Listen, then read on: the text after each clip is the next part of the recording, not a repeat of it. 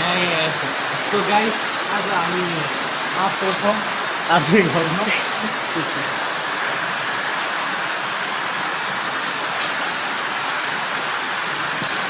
ओइ झरे एउटा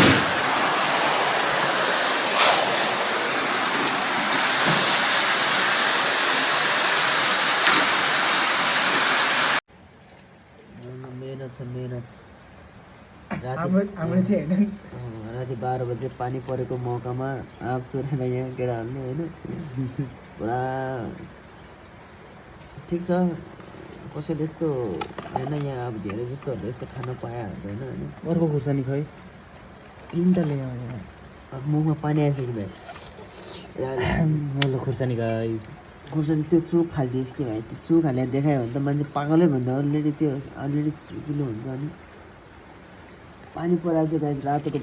रातिको 12 बजे पानी परेर पनि देखाइदिन्छ पानी कति पऱ्यो अरे अघि त अख्खा परिरहेको थियो नि हात छोड्ने बेला त्यस्तो पानी परेको छाता लगेर म होइन है गाई चोर मलाई खाना मात्र आएको फेरि मलाई त जहाँबाट नि फेरि मान्छेहरूले यस्तो टार्गेट गरिरहेको हुन्छ होइन क्या गाई म यस्तो चिजमा छैन क्या ऊ पानी पर्दैछ ऊ घरको आँप हो क्या ऊ त्यो घरको म बताइदिएँ आमा आम चोर्यो रे देखो न गाइस देखो न सो गाइस आँप मुखमै पानी आयो होला सो गाइस ल छिटो छिटो भाइ 12 बजे यार रातिको मजाको हो म त किन मेसेज गर्छ भाइले भन्छ त उसको आइडीदेखि म मेसेज गरेँ फर्स्ट त हो उसको उहाँबाट उसको आइडीबाट कहाँ आएकै छैन मेरोमा फलो ब्याक नदिए हामीले मोबाइल त स्विच अफ भएर नि रुममा ल ल ल एक मुखमा हाल्नु सिरिप ल चेस्ट ल अर्को लेखा ठुलो पिससम्म पछि मिल्छ कि मिल्दैन ल ल सोरेको मेहनत त गाई मुख हेर्नु मुख हो एक्सप्रेसन वा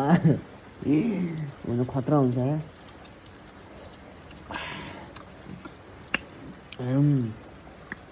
पानी यस्तो पानीमा है हामी